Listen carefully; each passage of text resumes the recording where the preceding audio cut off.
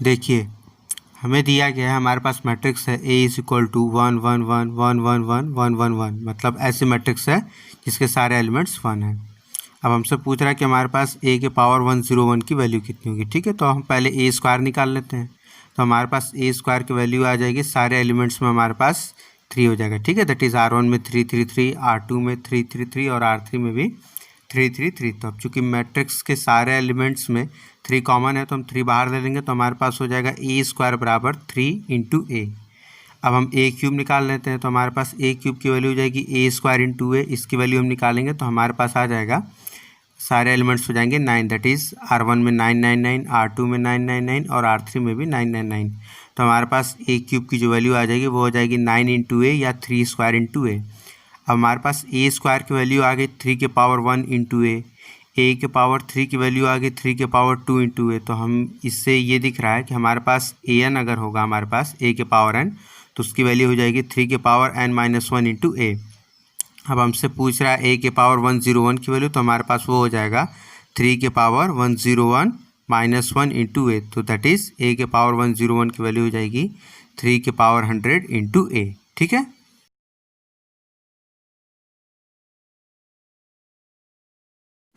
देखिए हमें दिया गया, हमारे पास इक्वेशन ऑफ लाइंस दी हुई है 2x + y = 4 and x + 2y = 4। तो जब हम इनको इंटरसेप्ट फॉर्म में बदलेंगे तो हमारे पास जो वैल्यू आएगी वो आएगा x/2 + y/4 = 1 and x/4 + y/2 = 1। ठीक है, तो अब हम इन दो लाइंस का जब इंटरसेक्ट पॉइंट निकालेंगे तो हमारे पास आ जाएगा 4/3, 4/3। अब हमें दिया है कि हमारे पास कोई एक लाइन है जो कि इनके इंटरसेक्शन पॉइंट से पास कर रही है और वो एक्स एक्सिस पर पॉइंट ए पर और वाई एक्सिस पर पॉइंट बी पर कट कर रही है। तो हमारे पास एक्स एक्सिस पर पॉइंट ए का कोऑर्डिनेट a, 0 और वाई एक्सिस पर कैपिटल बी का जो कोऑर्डिनेट है वो 0, b हम मान लेते हैं। ठीक है, अब हमें जो लोकस निकालना है वो निकालना है इस लाइन के मिड पॉइंट का। तो मान लेते हैं कि उसका जो कोऑर्डिनेट है वो h, k है। तो हमारे पास a की वैल्यू हो जाएगी 2h और b की वैल्यू हो जाएगी 2k। ठीक है, अब हमने इसका इंटरसेक्शन पॉइंट तो निकाल लिया है, तो हमारे पास इक्वेशन ऑफ अननोन लाइन हो जाएगी इंटरसेप्ट फॉर्म में x/a + y/b = 1। चूँकि x एक्सिस पर ये जो इंटरसेप्ट कट कर रही है वो a है और y एक्सिस पर जो कट कर रही है वो b है।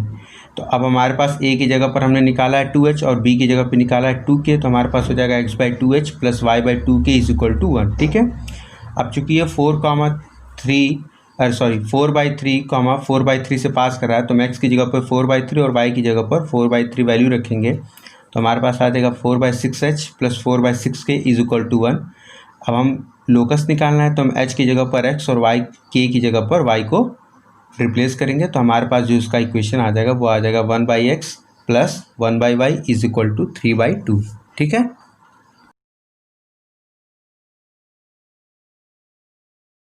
देखिए हमें दिया गया है, हमारे पास 2x - 3y + 9 = 0। हमारे पास एक लाइन दी हुई है, तो हमें पॉइंट 2, 3 की डिस्टेंस निकालनी है इस लाइन से जो कि पैरेलल है, मेजर्ड अलोंग पैरेलल। ठीक है, मतलब y - x = 0 जो हमारी लाइन है उसी के पैरेलल वो मेजर की गई हो, नापी गई हो।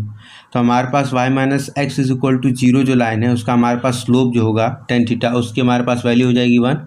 तो अगर हमारे पास tan थीटा की वैल्यू 1 हो गई तो हमारे पास sin थीटा की वैल्यू 1/√2 और cos थीटा की वैल्यू 1/√2 आ जाएगी। तो आप देखिए हमारे पास लाइन का जो स्लोप होगा जो कि y - x = 0 लाइन के पैरेलल होगा वो सेम होगा। तो अब अगर हम उस लाइन का इक्वेशन निकालना चाहें जो कि 2, 3 से पास हो रहा हो और उसका स्लोप tan थीटा हो, तो हमारे पास हो जाएगा y - 3 = tan थीटा ब्रैकेट में x - 2। अब चूँकि हमें डिस्टेंस निकालना है तो हम इसको डिस्टेंस के फॉर्म में चेंज कर देते हैं। तो हमारे पास हो जाएगा x - 2 upon cos theta = y - 3 upon sin theta = r।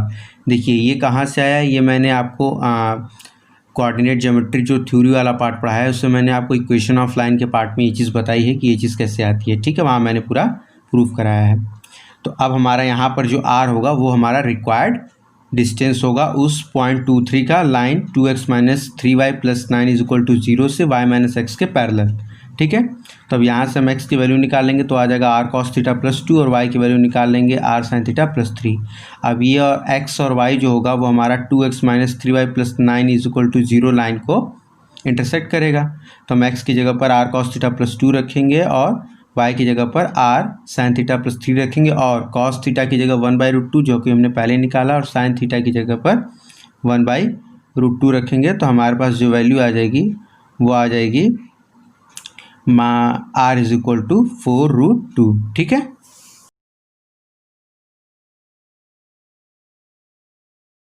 देखिए हमें दिया हुआ है, हमारे पास एक सेकेंड डिग्री का इक्वेशन दिया हुआ है 6x² minus 42xy plus 60y² minus 11x plus 37y minus 5 lambda is equal to 0।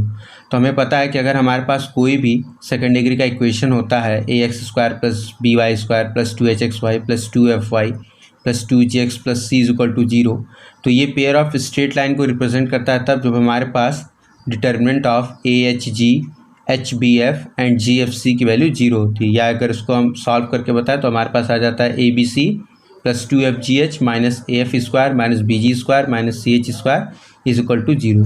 अब हमारे पास यहाँ पर A की वैल्यू 6 दी हुई है, B की वैल्यू 60, C की वैल्यू माइनस 5 लैम्डा, H की वैल्यू माइनस 21, G की वैल्यू माइनस 11/2 और F की वैल्यू 37/2। तो इन सबों की जब हम वैल्यूज़ रखेंगे और सॉल्व करेंगे तो हमारे पास जो लैम्डा की वैल्यू आती है वो आ जाती है -1। ठीक है।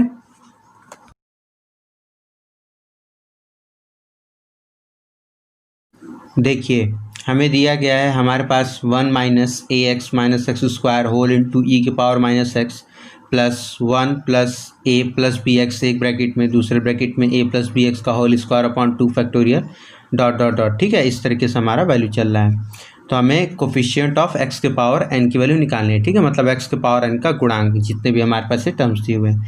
तो सबसे पहले हम क्या कर लेते हैं, हम 1 plus a plus b x को plus a plus b x का whole square upon 2 factorial plus a plus b x का whole cube upon 3 factorial plus dot dot dot की हम अगर वैल्यू निकालेंगे तो आपको पता है कि ये e के power a plus b x का एक्सपेंशन है। ठीक है, तो अब यहाँ से हम क्या करेंगे, e के power a plus b x को लिख लेंगे e के पावर a इंटू ई के पावर बी एक्स।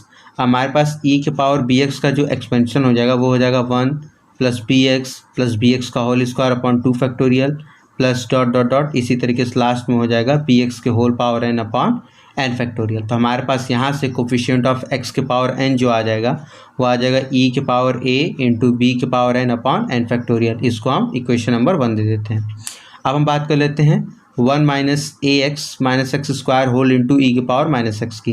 तो हमें पता है कि हमारे पास e के पावर माइनस एक्स का जो एक्सपेंशन होता है वो होता है 1 minus x plus x² by 2 factorial minus x³ upon 3 factorial plus dot dot, इसी तरीके से -1 के पावर n x के power n upon n factorial. ठीक है, तो अब अगर हम कोफिशिएंट ऑफ x के पावर n की बात करेंगे 1 minus ax minus x² whole into e के पावर x माइनस एक्स में, तो देखिए पहला तो हमारे पास जो सिंपल है x के पावर n का कोफिशिएंट वो आ जाएगा केवल 1 के लिए। अब जो हमारे पास जहाँ पर ax है वहाँ पर x के पावर n माइनस 1 का जो कोफिशिएंट होगा उसको हम लेंगे, क्योंकि जैसे उसको हम x के साथ मल्टीप्लाई करेंगे तो x के power n minus 1 into x की वैल्यू x के पावर n आ जाएगी। तो हमारे पास इसी तरीके से x के पावर 2 जब हमारे लेंगे तो हम x के पावर n माइनस 2 का कोफिशिएंट लेंगे e के पावर माइनस एक्स के एक्सपेंशन में। ठीक है, तो हमारे पास आ जाएगा -1 के power n upon n factorial minus a into -1 के power n minus 1 upon n minus 1 का फैक्टोरियल। ठीक है, चूँकि हमने x के पावर n माइनस 1 का फैक्टोरियल लिया है e के पावर माइनस एक्स के एक्सपेंशन में। उस तरीके से हमारे पास x² के केस में आ जाएगा माइनस ब्रैकेट में -1 के power n minus 2 upon n minus 2 का फैक्टोरियल।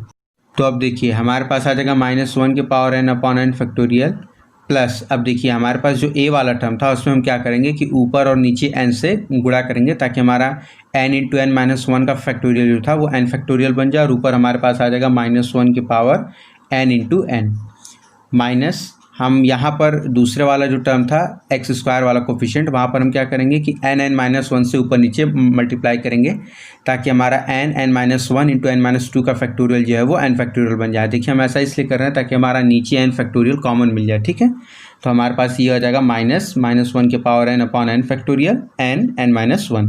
तो अब हम क्या करेंगे, हमें -(1 के power n upon n factorial common दिख रहा है, हम उसको बाहर ले लेंगे। तो हमारे पास अंदर बच जाएगा 1 + an माइनस n(n-1). ठीक है, अब इसको मान लेते हैं सेकेंड। तो हमें x के पावर n का जब कोफिशिएंट चाहिए तो हम फर्स्ट और सेकंड को जोड़ देते हैं। तो हमारे पास आ जाएगा -(1 के power n upon n factorial bracket में 1 + an minus n(n-1) bracket close plus e के पावर a इंटू b के power n upon n factorial. ठीक है,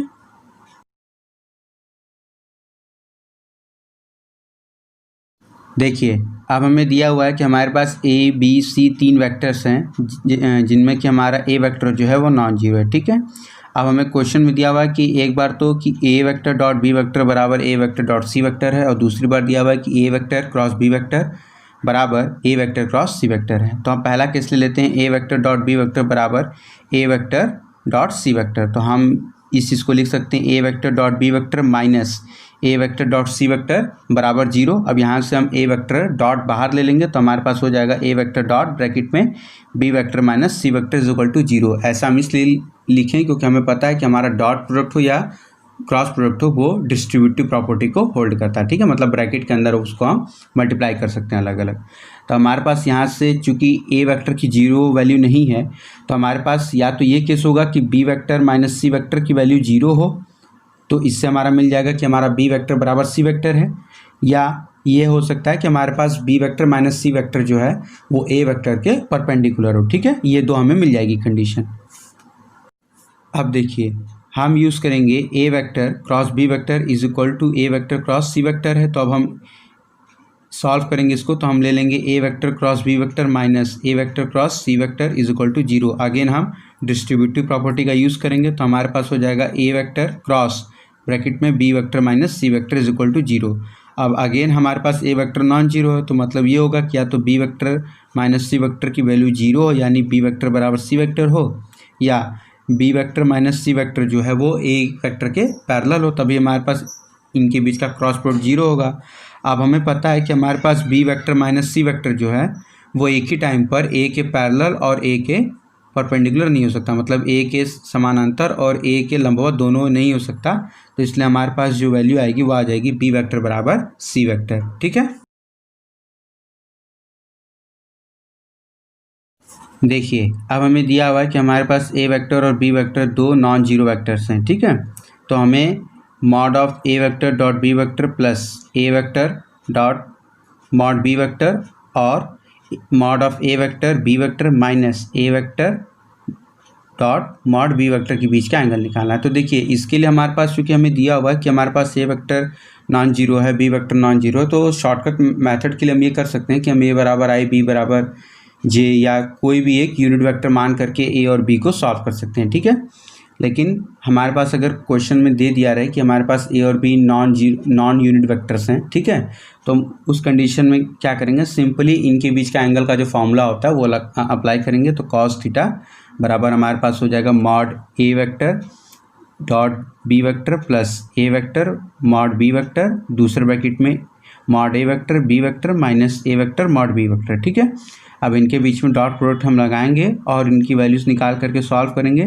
तो आपको यहाँ पर दिख रहा है कि हमारे पास ऊपर आ जाएगा cos थीटा बराबर mod a square mod b square minus mod a square mod b square. ठीक है, तो ये वैल्यू हमारे पास 0 हो जाएगी। तो cos थीटा की हमारे पास वैल्यू 0 तभी होती है जब हमारे पास theta is equal to 90 degree होता है। ठीक है,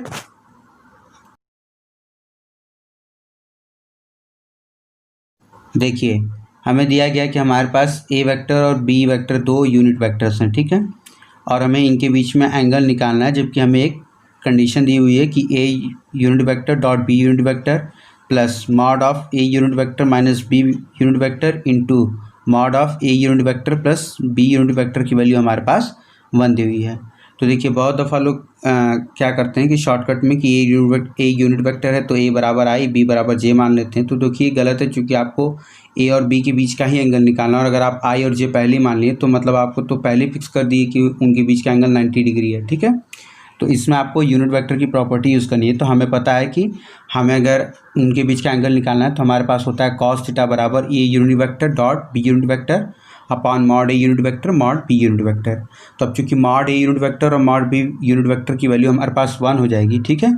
तो हमारे पास आ जाएगा a unit vector dot B unit vector is equal to cos theta. तो देखिए अब हमारे पास हो जाएगा a unit vector minus B unit vector के मॉड का whole square is equal to mod of A unit vector का square plus mod of b unit vector का square minus 2 a unit vector dot B unit vector. तो हमारे पास ये जो value हम solve करेंगे तो हमारे पास आ जाएगा mod of A unit vector minus B unit vector का square is equal to 2 times bracket में 1 माइनस ए unit vector dot B unit vector. इसी तरीके से हमारे पास a unit vector plus B unit vector की मॉड का स्क्वायर की वैल्यू आ जाएगी 2 टाइम्स ब्रैकेट में 1 plus a unit vector b unit vector, ठीक है। तो अब हमारे पास जो इक्वेशन दिया हुआ था पहले से ही a unit vector dot B unit vector plus mod of A unit vector minus B unit vector into mod of A unit vector plus B unit vector की वैल्यू 1, इसमें हम a unit vector dot B unit vector को 1 की तरफ transfer करेंगे तो हमारे पास हो जाएगा mod of A unit vector minus B unit vector dot mod of A unit vector plus B unit vector is equal to 1 minus A unit vector dot B unit vector. अब दोनों तरफ जब हम स्क्वायरिंग करेंगे तो हमारे पास हो जाएगा mod of A unit vector minus B unit vector का square mod of A unit vector plus B unit vector का square is equal to 1 minus A unit vector dot B unit vector का whole square. Equation 2, 3, 4 का use करने पर हमें मिल जाएगा 2 times bracket में 1 माइनस ए unit vector dot B unit vector into 2 times bracket में 1 plus a unit vector b unit vector is equal to 1 minus cos theta का होल स्क्वायर, ठीक है। अब हम जब इसको सॉल्व करेंगे तो देखिए हमें मिल जाएगा 1 माइनस कॉस थीटा का whole square is equal to 0। तो हमारे पास कॉस थीटा की जो वैल्यू आ जाएगी 1, तो थीटा इज इक्वल टू हमारे पास आ जाएगा 0, ठीक है।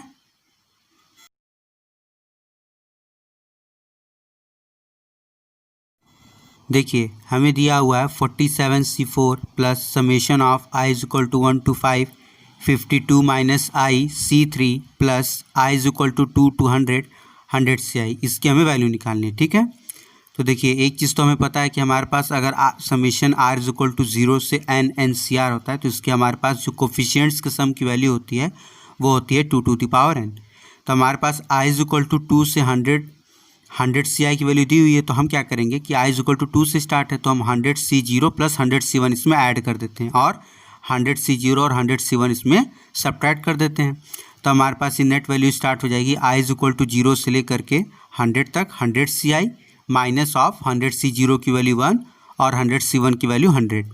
तो हमारे पास अब चूंकि आई इज इक्वल टू 0 से लेकर के 100 तक 100 CI है तो इसकी वैल्यू हमारे पास हो जाएगी 2 की पावर 100 और ये माइनस हो जाएगा 101, ठीक है। इसको हम फर्स्ट मान लेते हैं।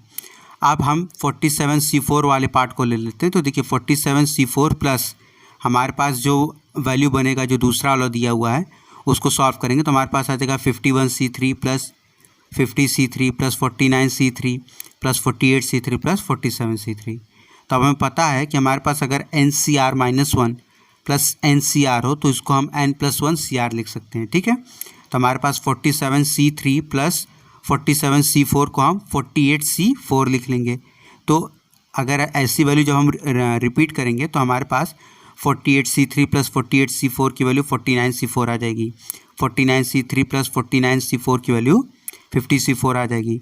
तो यही तरीके से जब हम सॉल्व करेंगे तो हमें लास्ट में मिल जाएगा 51C4 प्लस 51C3 की वैल्यू 52C4। तो हमारे पास नेट जो आंसर आ जाएगा वो आ जाएगा 52C4 प्लस 2 की पावर 100 माइनस 101, ठीक है।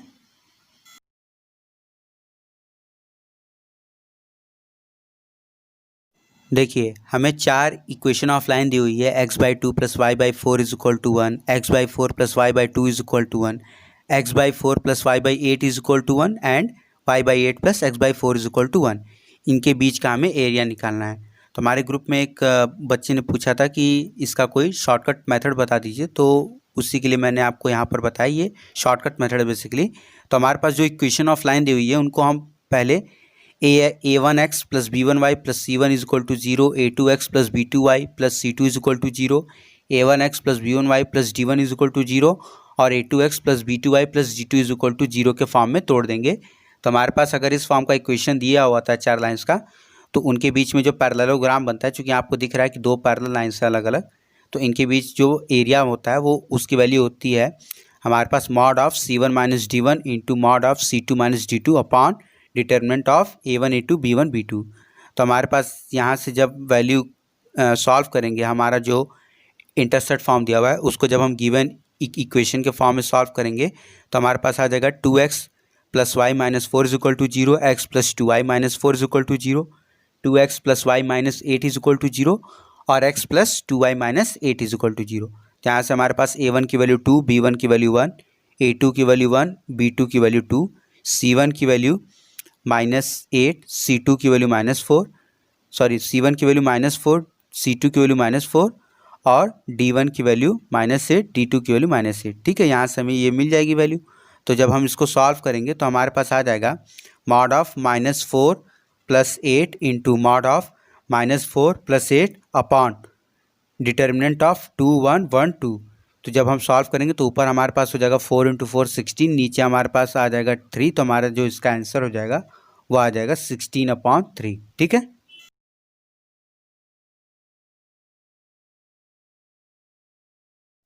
देखिए हमें दिया गया है x माइनस 3/x² के होल पावर n। ठीक है, तो अब हमें पता है कि अगर हमारे पास TR+1 अगर कोई वैल्यू दी हुई थी तो उसका हमारे पास जो कोफिशिएंट आता है उस टर्म का वो आता है NCR। अब हमें क्वेश्चन में दिया हुआ है कि हमारे पास फर्स्ट सेकंड और थर्ड टर्म्स का जो कोफिशिएंट है x माइनस 3/x² के पावर n में उसका जो सम है वो 359 है। तो हमारे पास T1 की वैल्यू हो जाएगी NC0 इंटू -3 के पावर 0 इज इक्वल टू 1 आ जाएगा।